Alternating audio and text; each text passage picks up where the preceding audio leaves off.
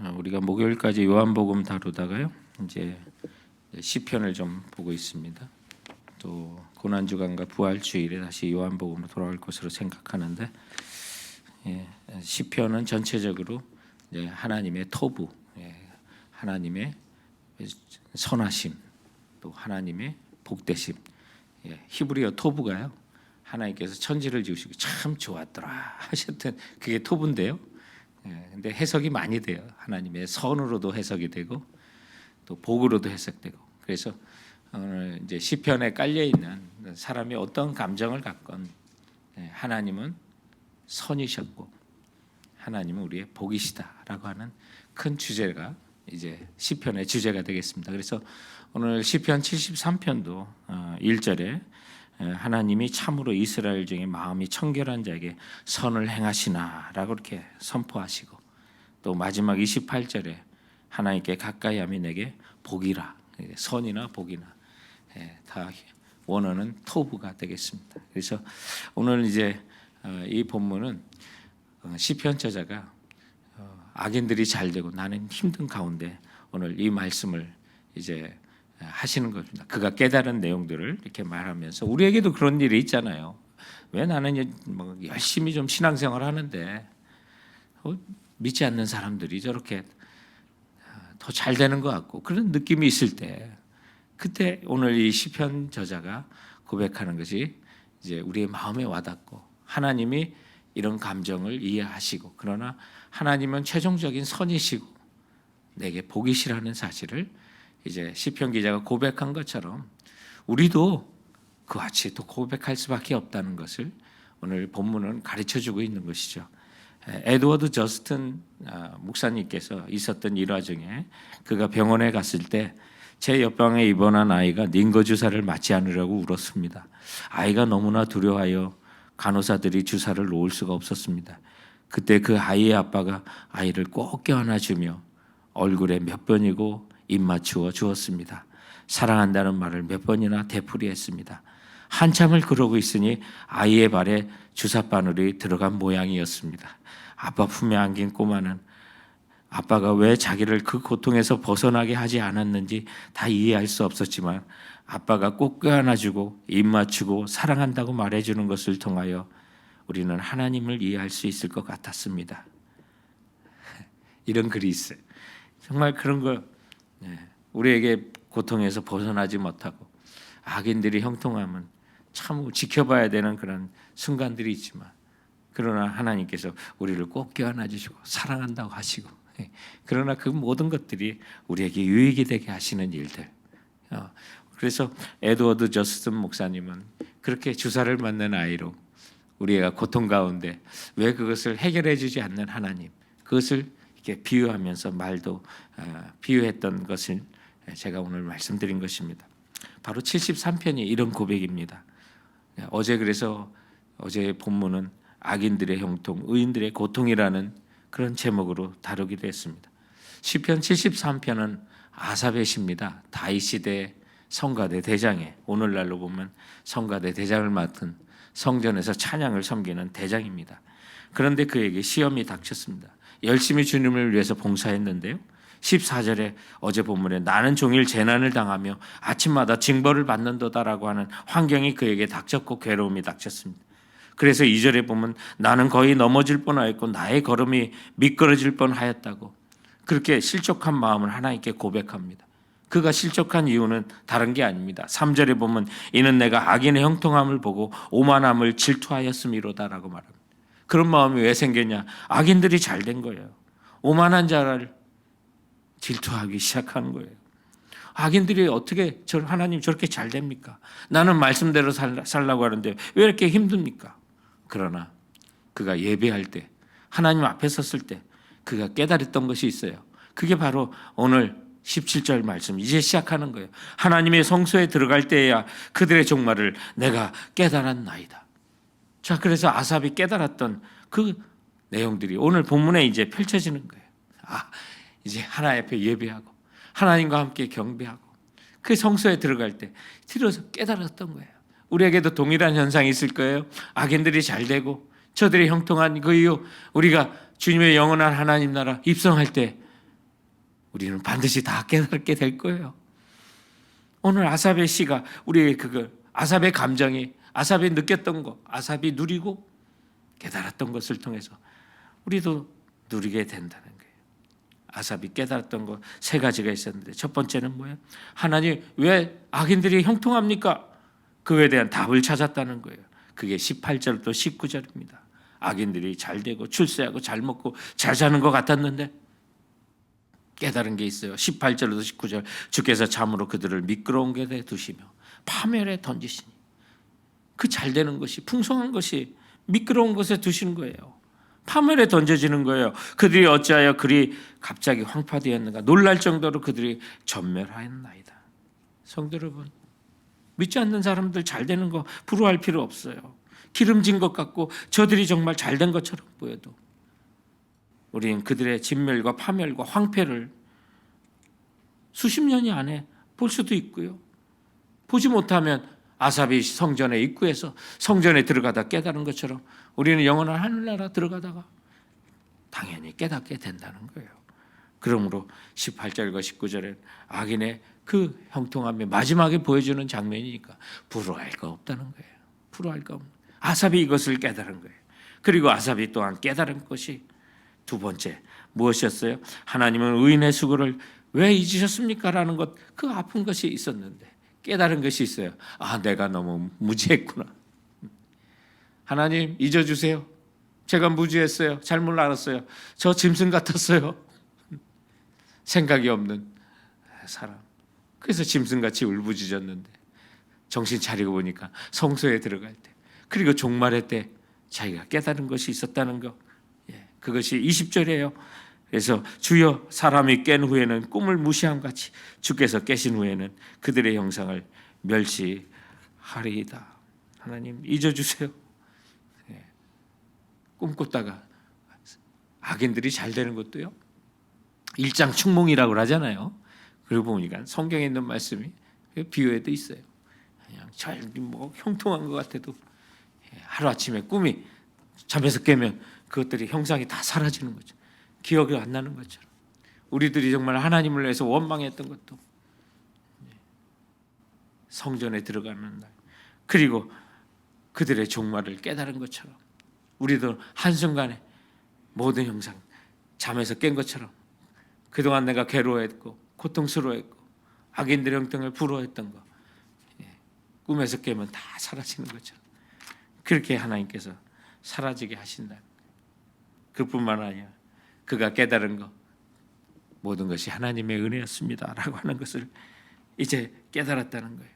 그래서 오늘 본문 보면 이제 21절부터 22절에 보면 내 마음이 산란하며 내 양심이 찔렸나이다.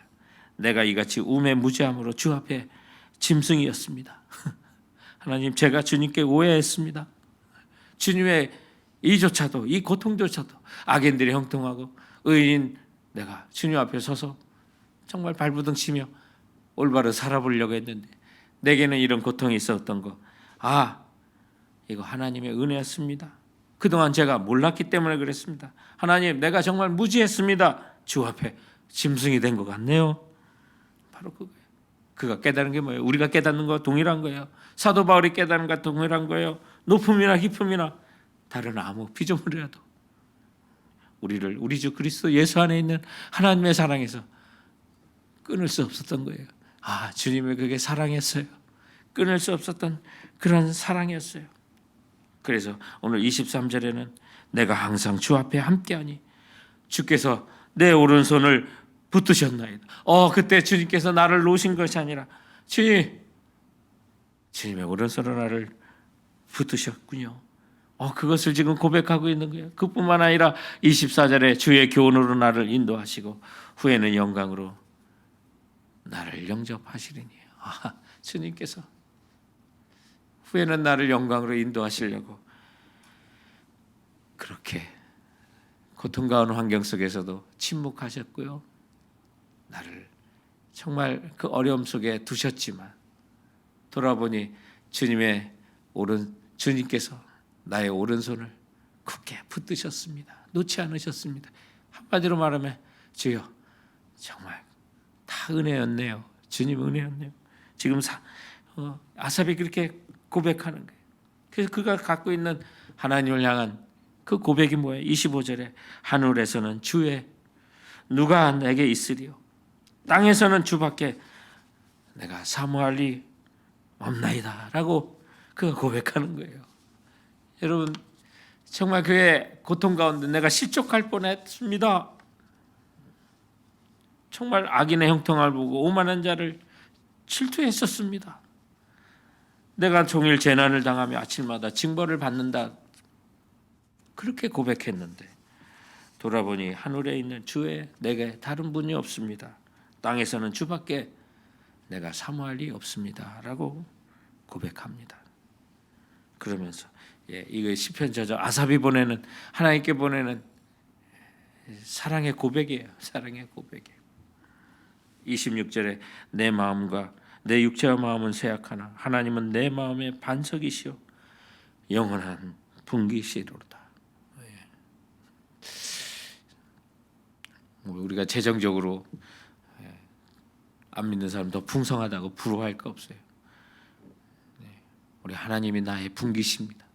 주님이 나의 모든 것입니다. 이렇게 고백할 수도 있어요.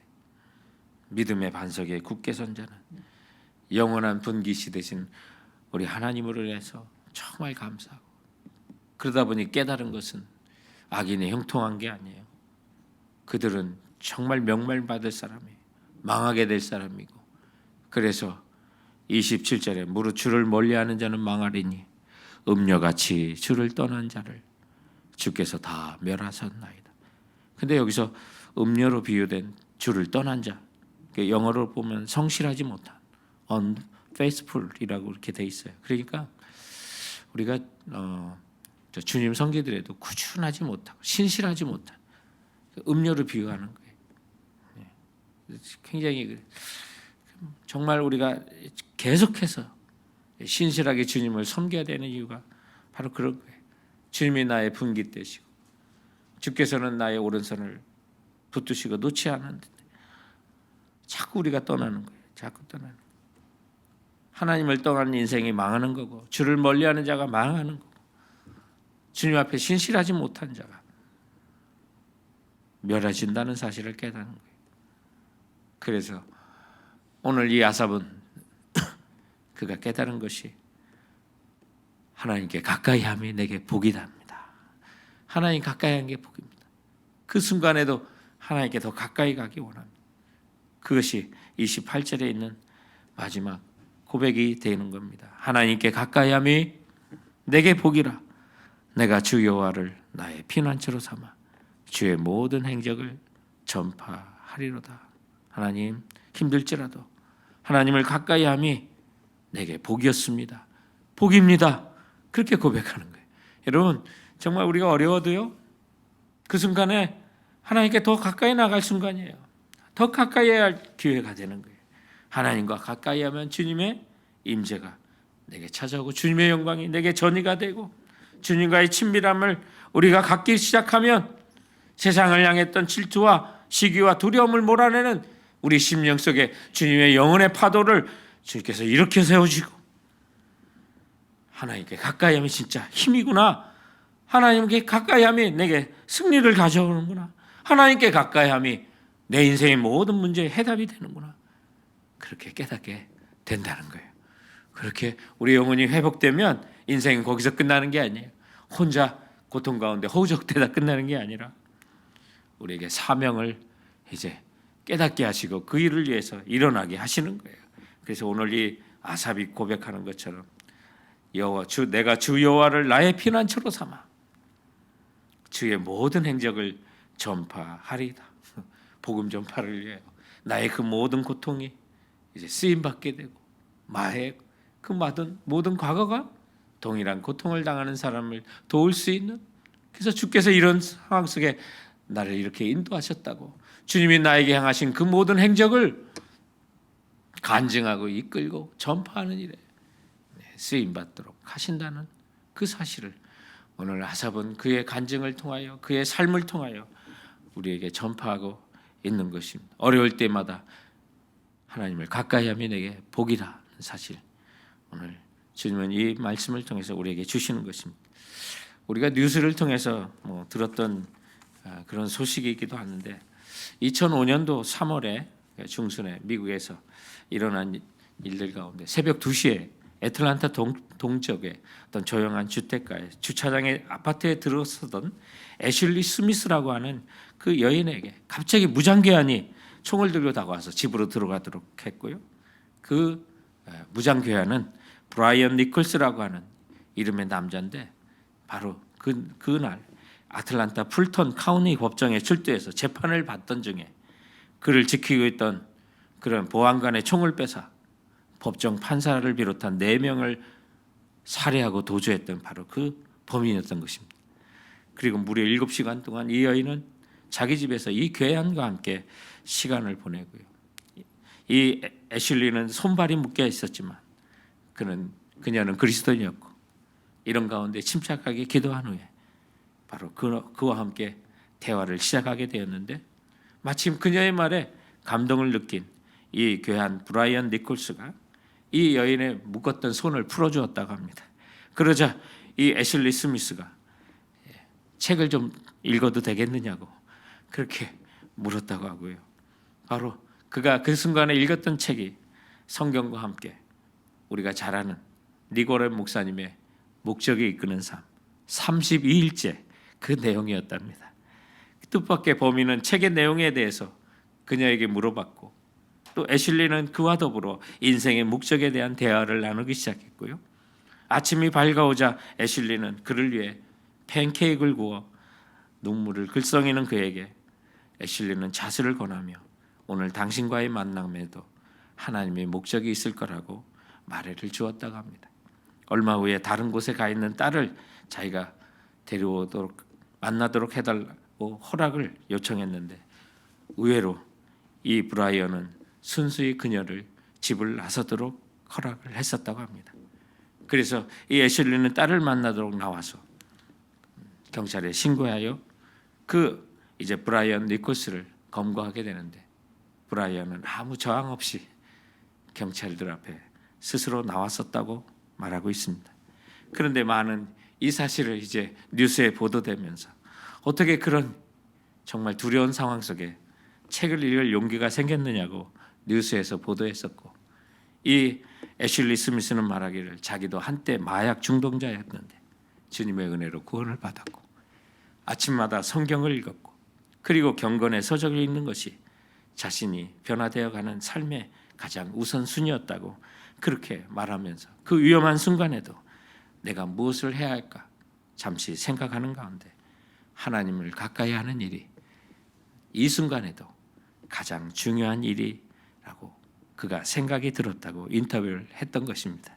사랑하는 성도 여러분, 무슨 일을 당하든 우리에게 가장 우선적으로 해야 될 것, 우리의 선이요 우리의 복이신 하나님을 가까이 하는 것입니다.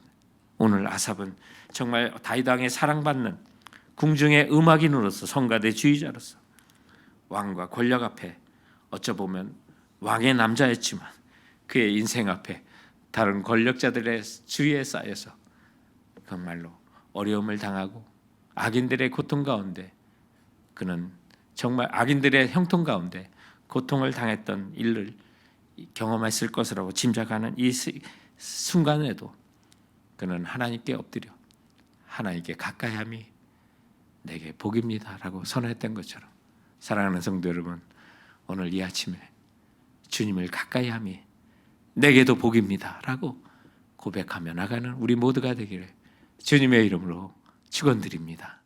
오늘 주께